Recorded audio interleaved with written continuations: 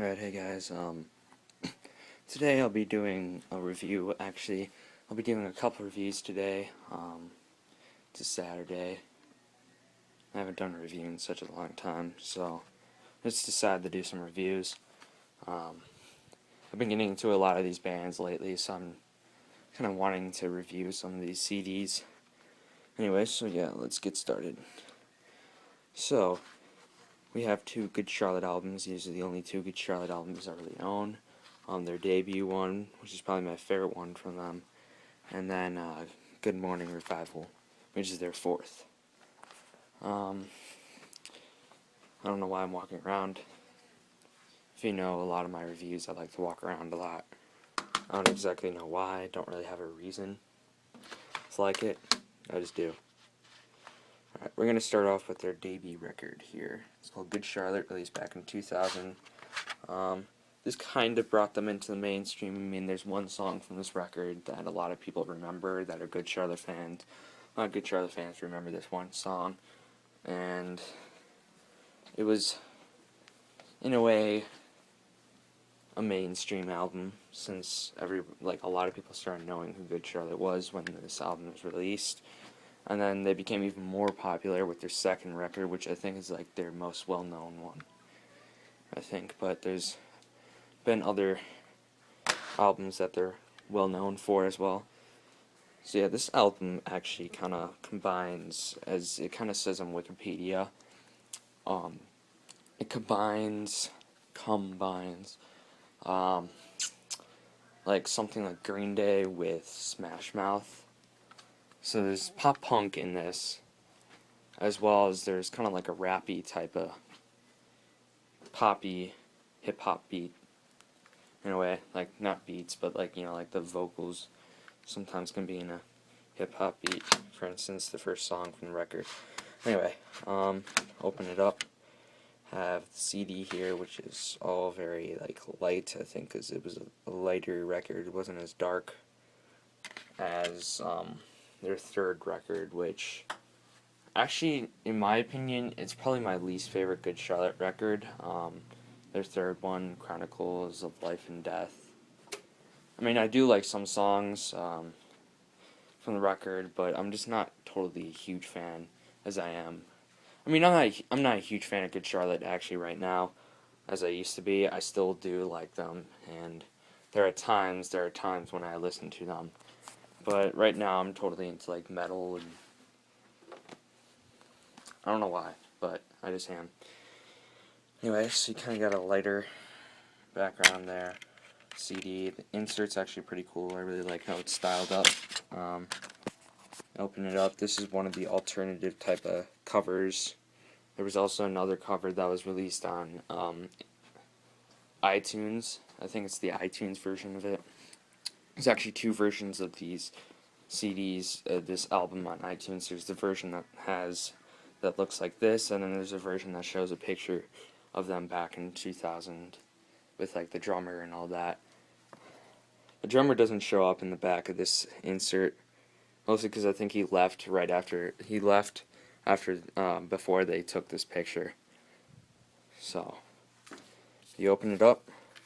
The lyrics, you have Benji, the guitarist, and the twin brother to the lead vocalist. More lyrics. Then you have Joel, the lead vocalist, and twin brother of Benji, the guitarist. Then you have the drummer, which, as I said, he left after they recorded this record. Like, after. So he wasn't really... They had to get a new one, I guess. But, yeah. And then you have Billy Martin, who was the second guitarist for this band. And later on, he became the pianist and guitarist, like the keyboard type of guy for the band, once they start getting into the alternative rock spirit. And then here's the bassist. So let me tell you something. Good Charlotte, the members of Good Charlotte that always usually leave are the drummers. Right now, I don't know if they even have a drummer right now. There's some bands like My Chemical Romance where they have to hire a drummer to be in tours, but they're not exactly like an official drummer. And I think Good Charlotte doesn't have an official drummer right now. But yeah. Anyway, so here's the back. Sorry about the sticker. Got it for Christmas, and the sticker was on it. I don't want to take it off because it might ruin the back, kinda, you know, because sometimes stickers ruin the back if you take them off. I'm just leaving it on there.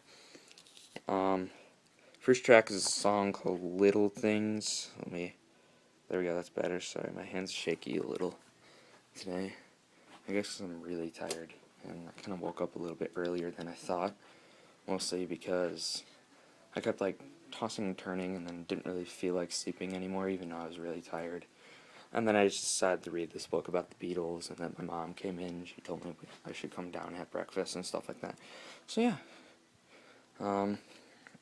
Little Things releases pretty much the first single from this record. Probably and mostly the most big, like the biggest song from this record as well. It was the one that kind of a lot of people recognized them for. And then you have Waldorf Worldwide. And then you have the Motivation Proclamation, which was another single from the record. And then you have East Coast Anthem, and then you have festival songs, and then you have Complicated, and you have Seasons, and I Don't Want to Stop, and then I Heard You, then The Click, then Walk By, and Let Me Go, and Screamer, and then finally Change is the last song from this record.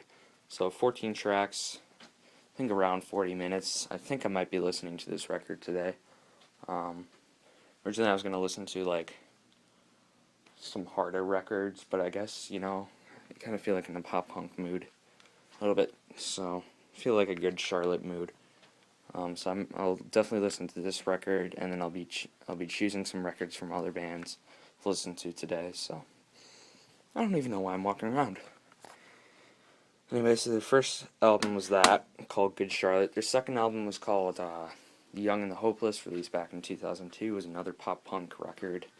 I think it's probably the last one that they actually was really pop punk.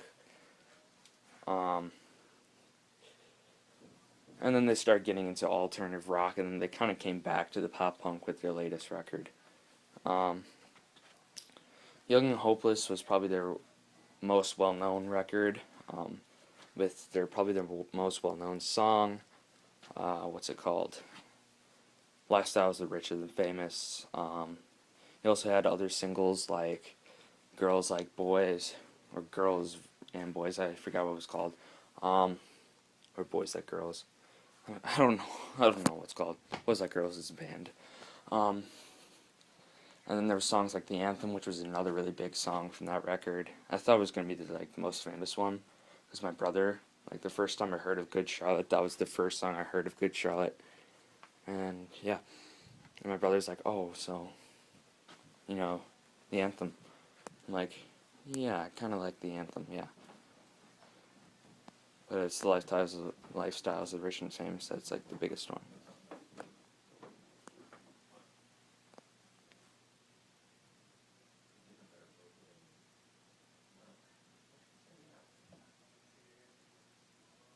Okay, anyway.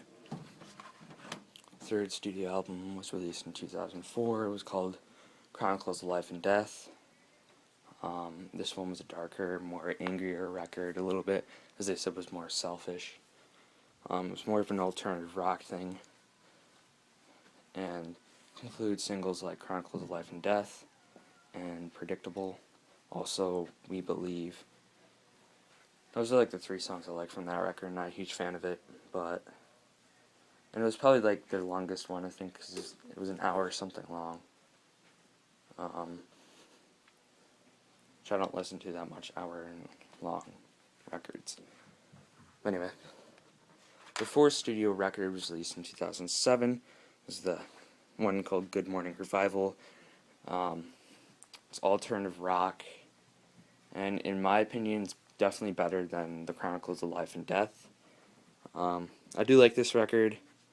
I kind of I like the songs, I like the singles, I like most of the songs from this record. I actually like all of them, but there's some that I don't really listen to as much as others. So, let's open it up. You got the insert, which I'll pull out in a minute or two, and then you got a CD. And what's cool about this one is that it comes with a bonus DVD there, and then you have a very blurry picture of the band. album cover. And then you kind of have like a poster thing, which I don't really want to pull out right now because sometimes poster things are a little bit hard to put back together. Besides, it's kind of a long one, so I have to like go around with my camera. And the camera I really own is on my phone, since I own a phone, and it's an iPhone 4. I'll be updating to iPhone 5 soon, I guess. But yeah. All right. Back, you have a picture as the back of the insert.